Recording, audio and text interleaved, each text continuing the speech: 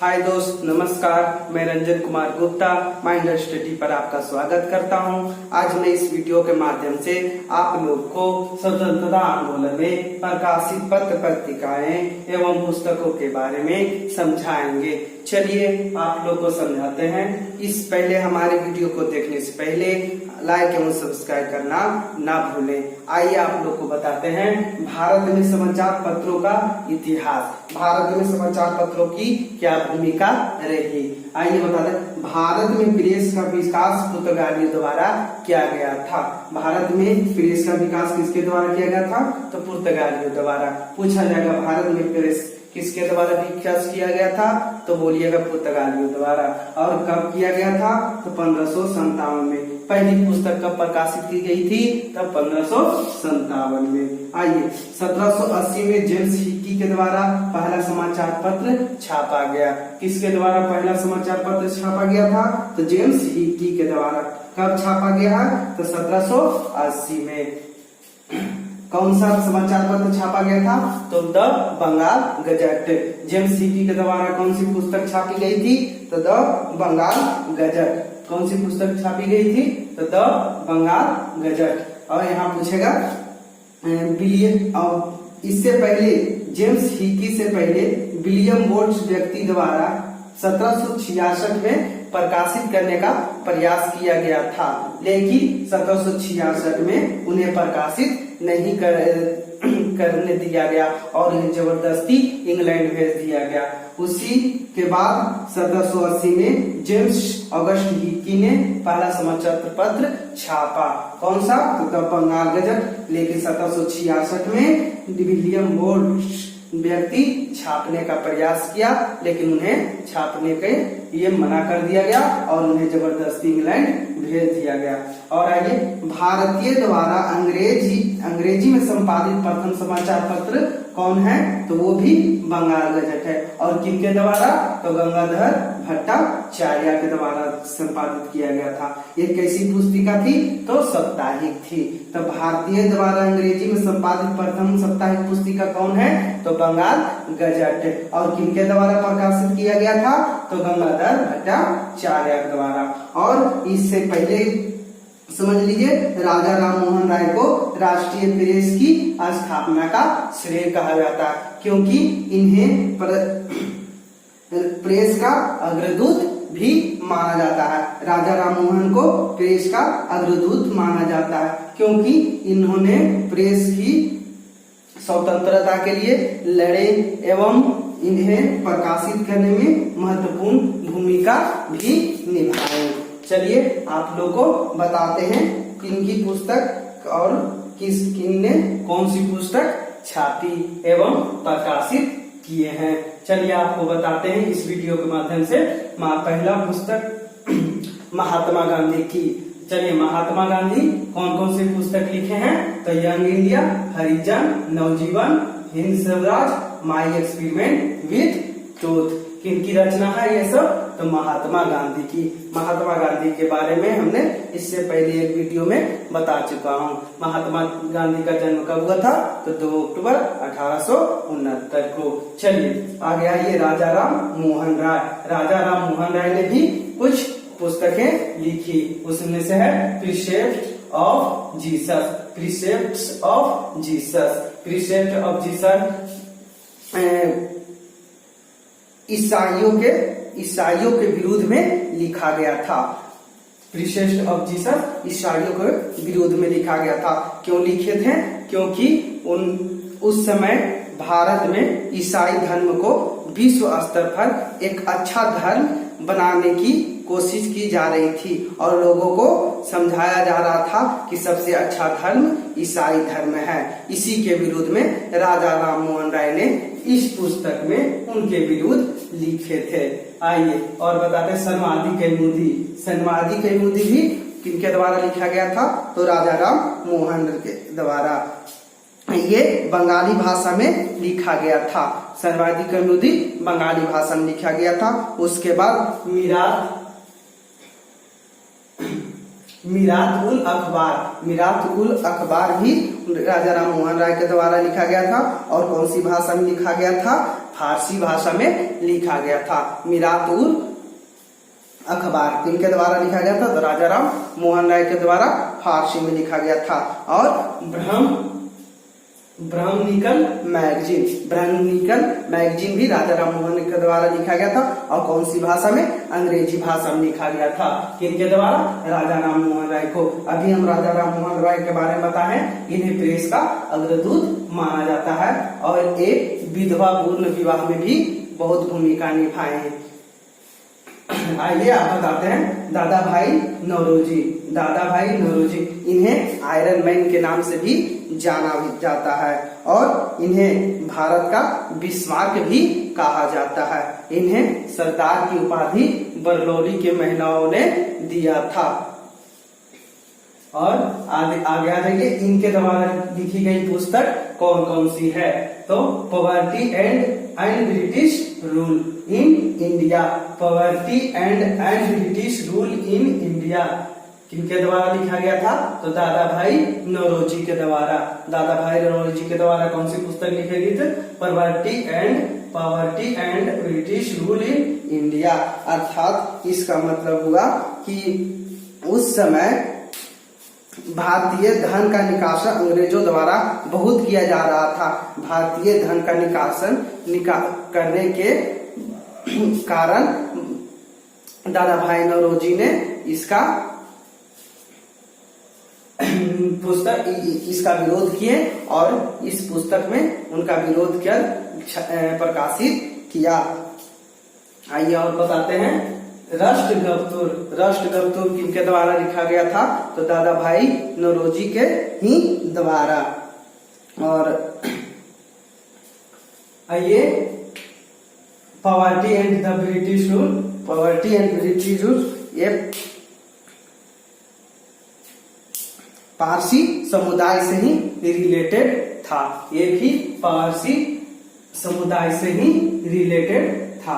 उस समय भारत से धन निकालकर इंग्लैंड भेजा जाता था, जिसके विरोध में दादा भाई नौरोजी ने इस समाचार पर अर्थात पुस्तक की रचना किए थे। चलिए आगे बताते हैं। अब आगे आ जाता है मदन मोहन मालवीय। मदन मोहन मालवीय को 2015 में भारत रत्न पुरस्कार से सम्मानित किया गया था। तो भारत रत्न से 2015 में किन्हें सम्मानित किया गया था? तो मदन मोहन मालवीय को। ऐसे भी पूछ सकता है मदन मोहन मालवीय को कि कब भारत रत्न पुरस्कार दिया गया? तो 2015 में। और इनके द्वारा लिखा गया पुस्तक कौन कौन सी है? तो अभ्युदय, लीडर और हिंदुस्तान। अभ्युदय, लीडर और हिंदुस्तान किनके द्वारा लिखा गया था? तो मदन मोहन मालवीय के द्वारा। कौन कौन सी पुस्तक लिखी गई थी? तो अभ्युदय, लीडर, हिंदुस्तान। आगे आ जाइए बाल गंगाधर तिलक। बाल गंगाधर तिलक, इनको केसरी भी कहा जाता है। बाल गंगाधर तिलक को क्या कहा जाता है? केसरी भी कहा जाता है। और इन्हें लोकमान्य तिलक के नाम से भी जाना जाता है। और इन्हें लोकमान्य तिलक के नाम से भी जाना जाता है। पूछा जाएगा लोकमान्य तिलक किसे कहा जाता है? तो बाल गंगाधर तिलक। और आगे आ जाइए, ये केसरी जो है मराठी भाषा में लिखी गई थी। और इनका बाल गंगाधर तिलक का कौन कौन सी पुस्तकें हैं? तो केसरी, द मराठा, गीता रहस्य, ये इनकी रचना है। तो बाल गंगाधर तिलक की, बाल गंगाधर तिलक की 3 रचना, केसरी, द मराठा, गीता रहस्य। आगे आइए अरविंद घोष की कौन कौन सी पुस्तक है? अरविंद घोष द्वारा कौन कौन सी पुस्तक की रचना की गई थी? तो कर्मयोगी, युगांतर, वंदे मातरम, लाइफ डिवाइन, ये 4 पुस्तक अरविंद घोष के द्वारा रचित की गई थी। कौन कौन सी? तो कर्मयोगी, युगांतर, वंदे मातरम, लाइफ डिवाइन इत्यादि। बस ये 4 अरविंद घोष के द्वारा रचित की गई थी। और इसके आगे आ जाइए सुरेंद्रनाथ बनर्जी। सुरेंद्रनाथ बनर्जी द्वारा कौन कौन से पुस्तकों की रचना किया गया था? तो Bengali a nation in making, 2 पुस्तक की रचना किया गया था। इनके द्वारा, सुरेंद्रनाथ बनर्जी के द्वारा। कौन कौन सी? तो Bengali a nation in making, 2 पुस्तक सुरेंद्रनाथ बनर्जी द्वारा किया गया था। ठीक है, और आगे आइए बताते हैं मोहम्मद अली जिन्ना। मोहम्मद अली जिन्ना को मुसलमानों का हमदर्द भी कहा जाता था और मुसलमानों के लिए एक अलग देश की भी मांग की थी। कौन? तो मोहम्मद अली जिन्ना ने। और आगे आ जाइए, कौन कौन से? हाँ, यहाँ ये मोहम्मद अली जिन्ना द्वारा लिखा गया पुस्तक कौन कौन है? तो कॉमरेड और हमदर्द। कॉमरेड और हमदर्द।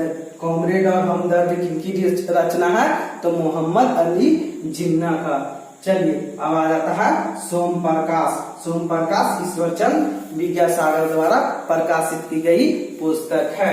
ईश्वर चंद विद्यासागर द्वारा कौन सी पुस्तक की रचना की गई थी?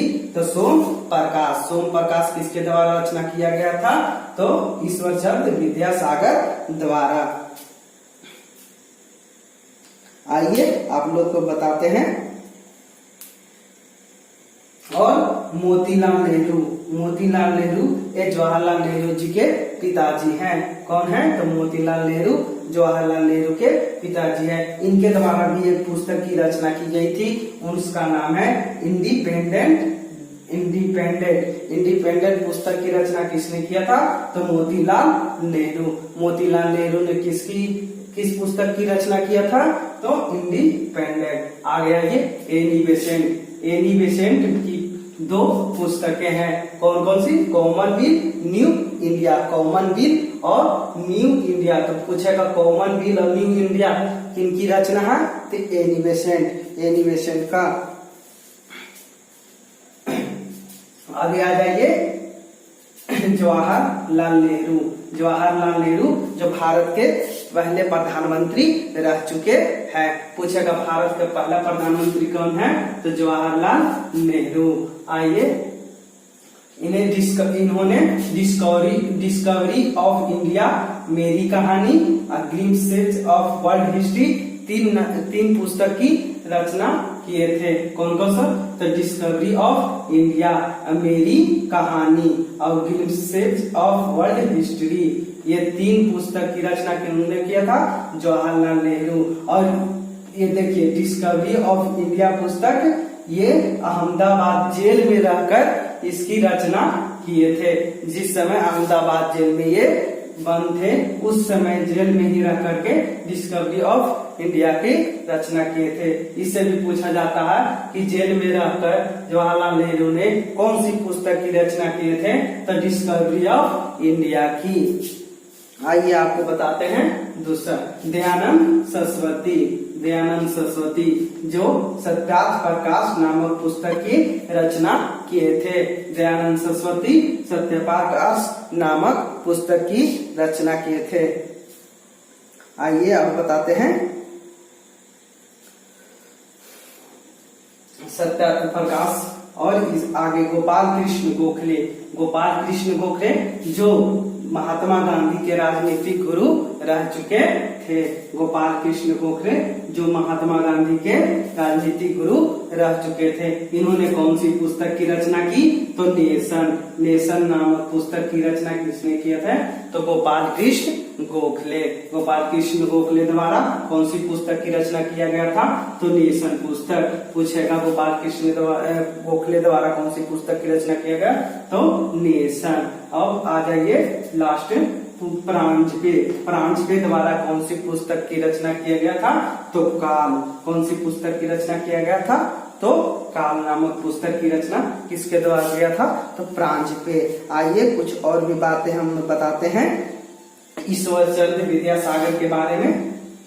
देखिए, ईश्वर चंद्र विद्यासागर के बारे में और कुछ बातें हैं हम बताते हैं। इन्हें सामाजिक सुधार आंदोलन में काफी चर्चित साबित भी हुए। सामाजिक सुधार आंदोलन में ईश्वर चंद्र विद्यासागर काफी चर्चित साबित हुए। और आगे बताते हैं। और इन्होंने कलकत्ता में संस्कृत विद्यालय की भी स्थापना किए थे। कौन? तो ईश्वर चंद्र विद्यासागर कलकत्ता में संस्कृत विद्यालय खोले थे। ठीक है, अब आप लोग हमें जाने की अनुमति दीजिए। Thank you.